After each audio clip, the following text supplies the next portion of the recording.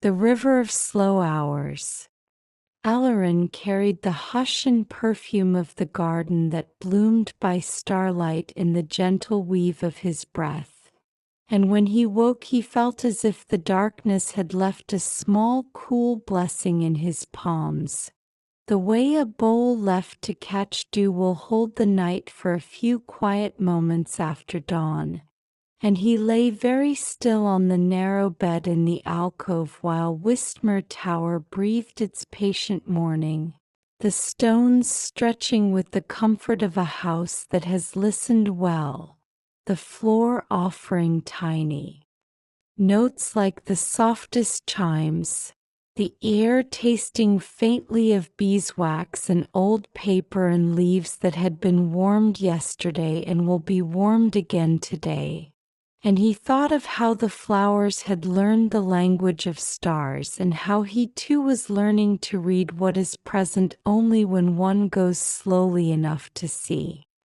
He rose and washed in the copper basin and watched the water cling to his fingers as if the drops wished to linger and study his skin. And he dried his hands on a linen cloth that remembered many mornings and many small kindnesses and returned each memory as a little feeling of order. And he touched the threshold stone with 2 fingers and a breath, an everyday ceremony that made the house stand just a little taller. And he went down the stair where the rail had learned the quiet slope of his palm, and he followed the familiar spiral until he reached the kitchen where Master Aldrin was easing a loaf from the oven with the same care he might use to lift a sleeping bird. They shared a first slice while it crackled in the cool, and the mentor poured tea that smelled of thyme and meadow and the faintest sweetness of clover carried from the yard. And he asked Elorin how the night had kept him, and Elorin told of petals that opened without sunlight and bowls of water that borrowed constellations for an hour then returned them to the sky. And Aldrin smiled with his eyes and suggested that the morning wished to be walked, not quickly, not busily, but with the same gaze that can hear a curtain breathe. Elorin stepped into the yard and the tower's shadow felt warm upon the grass. And he crossed the orchard where the fruit still held the cool of the hour and the leaves carried the sound of distant water stitched into their green. And beyond the wall he found the path that began as 2 lines of trodden clover and wandered toward the river in an easy curve. And he followed it while letting his thoughts widen until there was room for the day to arrive without hurry. When he reached the bend where the river spread its shoulders to catch the sky, he saw a thin run of water slip from a seam in the bank, no wider than his palm, clear as a window just cleaned. And though he had walked here many afternoons, he had not seen this slender stream before, as if it had been shy until now, or as if he had been walking too fast to greet it. And when he knelt and touched a fingertip to its surface, the chill held his skin with a friendly patience that made time feel larger. He stood and began to follow the runnel where it stitched its silver thread through fern and moss. And the first step lasted longer than steps usually last, like a word drawn out to make room for meaning. And he noticed that the air rang with the same drawn quality, the notes of a linnet arriving as thin ribbons that did not fade but hung with a slow gleam. And the shimmer from a dragonfly's wing did not flash and vanish but unfolded like a book being opened by a careful hand. He took another step, and the bright backs of pebbles in the stream bed shone as if each were placed for a lesson. And he took another step, and the hair upon his arms lifted as if to listen. and he realized that the morning had invited him into a gentler river that ran through the ordinary one. A river made of hours that had stretched to reveal their hidden rooms, rooms where breath could sit down and stay. He paused because pausing felt like another kind of motion here, and in that pause a droplet swelled at the tip of a moss beard and refused to fall, round as a pearl, balanced on the smallest green thread.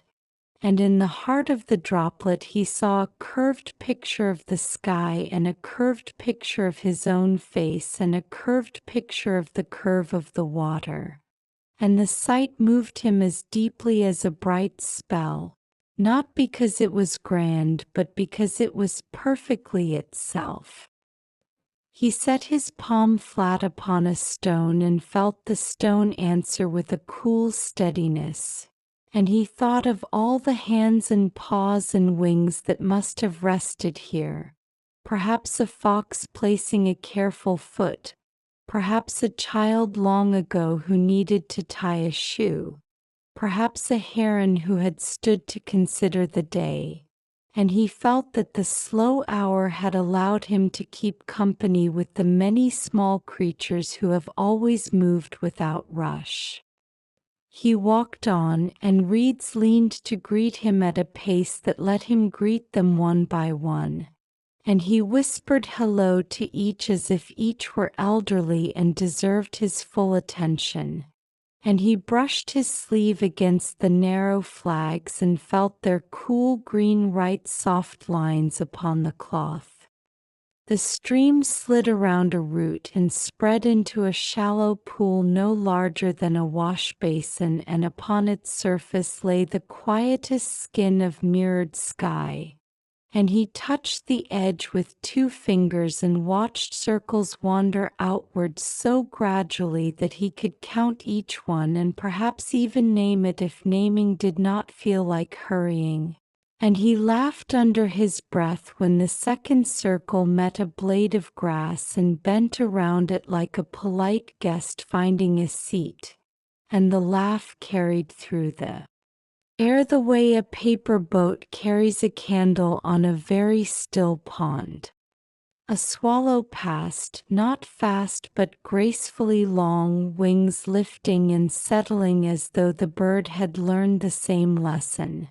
And Elorin could see the precise scallop of each feather, the gentle muscle beneath the skin, the quick eye that still understood quickness while choosing to display it slowly. And he wondered whether the bird had entered the river of slow hours before him or whether it had always known how to stretch time in flight. The path came to a fallen willow branch where amber sap had gathered in a row of beads, and each bead held within it the hill line, the roof of Wistmere, the small figure of the boy himself. And he thought that the branch had been practicing patience for many summers and had been waiting for someone to watch without haste. And he thanked it by placing his warm palm near the resin without touching.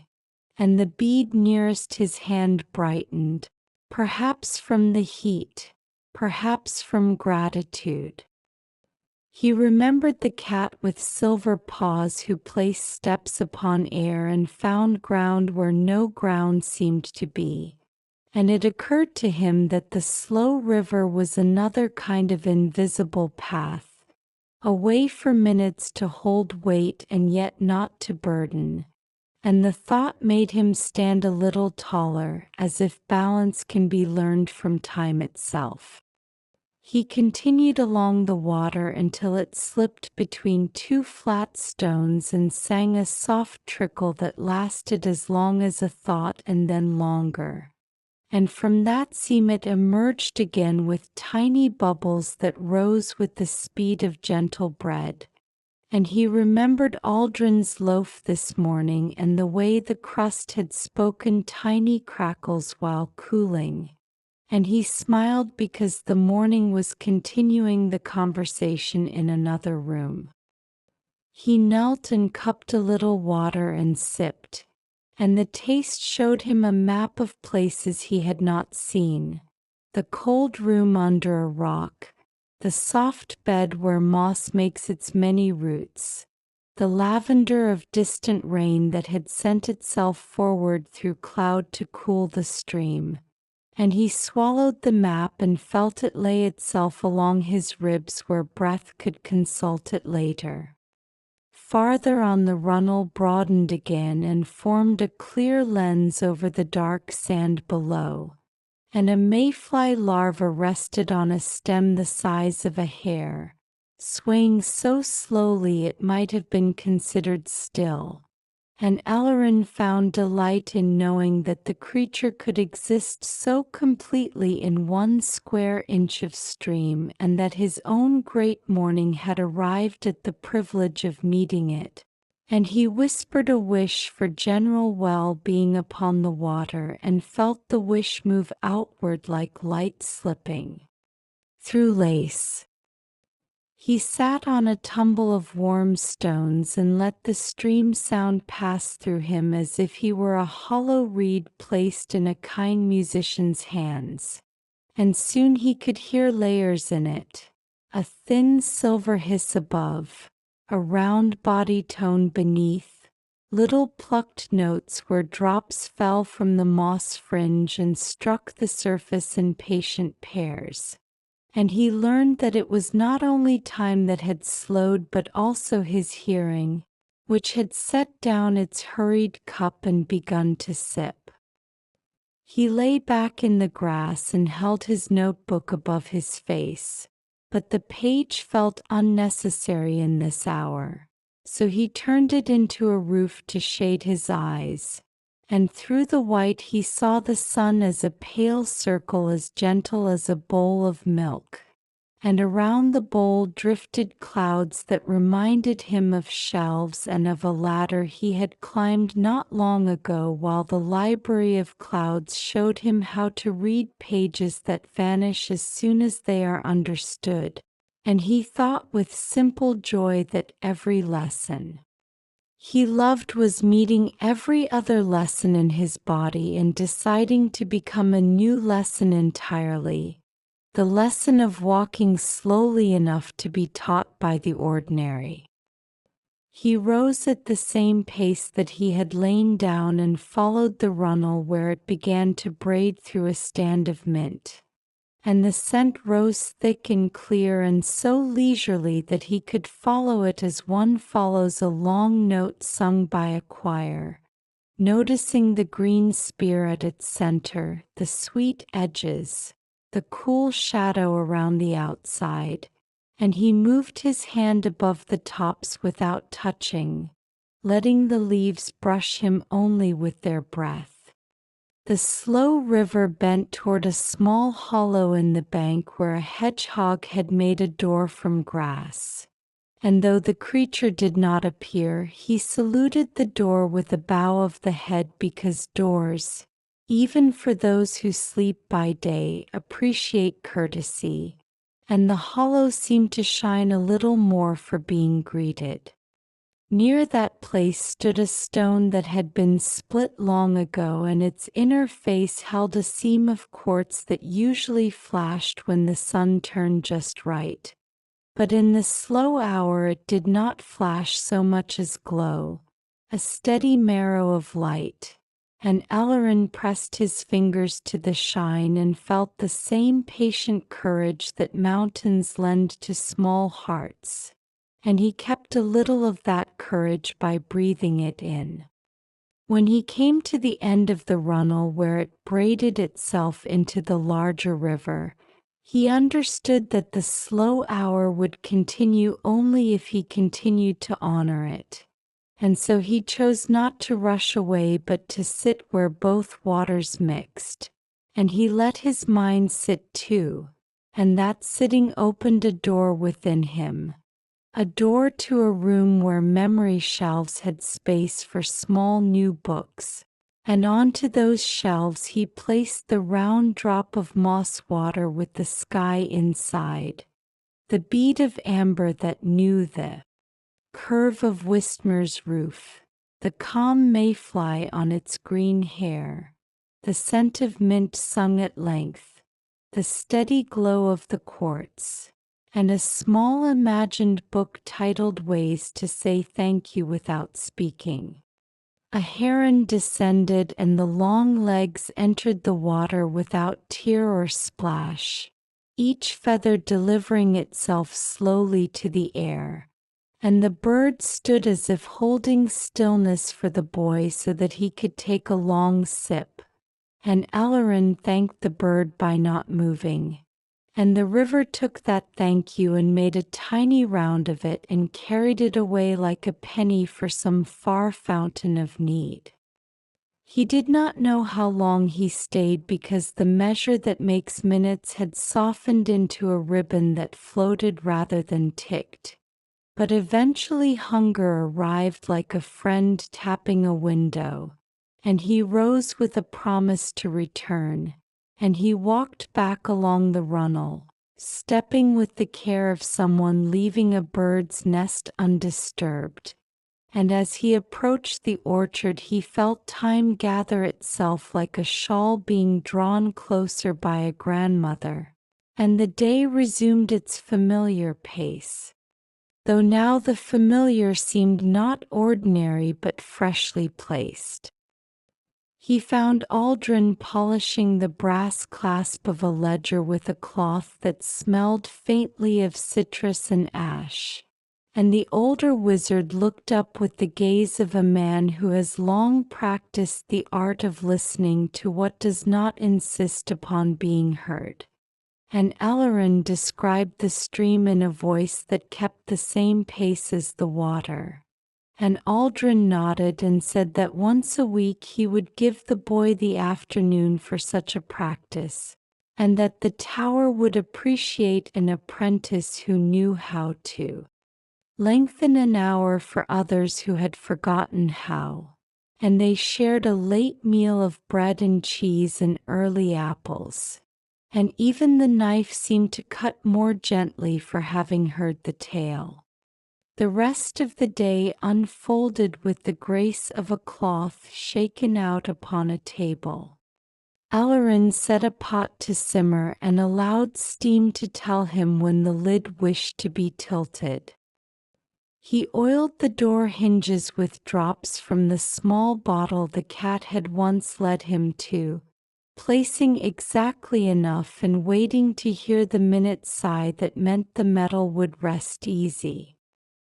He swept the hall from the threshold inward in slow lines that allowed dust to gather like thinking rather than be chased like trouble. And when he reached the center he lifted the broom and made a small circle of paws where the breath of the room could stay. And he smiled because the practice that slows time is not different from the practice that keeps a house content. Toward evening he returned to the garden that blossomed under stars and laid the veil back so that the night could find the leaves. And he sat on the low wall and simply waited for the first spark of sky to appear. And when it did, the petals responded at a pace that no longer surprised him, a pace like the unfolding of a story told by a kind elder. And the bowls of water caught the constellations with unassuming care, and the cat walked overhead on its silver circles and looked down with approval that needed no sound. He told the flowers quietly about the slow stream, and the flowers told him quietly that they had known such a river in their seeds and that it is available in any soil that receives care. Later he climbed to the study and opened the window as gently as the Book of Mist had taught him, and he breathed the warm dark that smelled of mint and bread and cool stone. And he prepared his bed with the consciousness that a blanket has weight that can be tuned to the body. And he poured a little water into a cup and left it on the sill for the night to drink. And he lay down with his palm upon the smooth stone that always waited near the pillow, and he felt the stone hold the day like a loaf holds warmth, and he let his mind wander back along the runnel and into the seam and into the pool and into the bead and into the moss and into the breath and into the space between moments. And there he found once more the lesson that had met him in every room of the day, that to slow is to see, and to see is to belong, and to belong is to give time a chance to reveal its bright hush. And in that bright hush he drifted as if the river of slow hours had become his own breathing, and his breathing had become the river, and the river had become the bed on which the whole night could rest without hurry.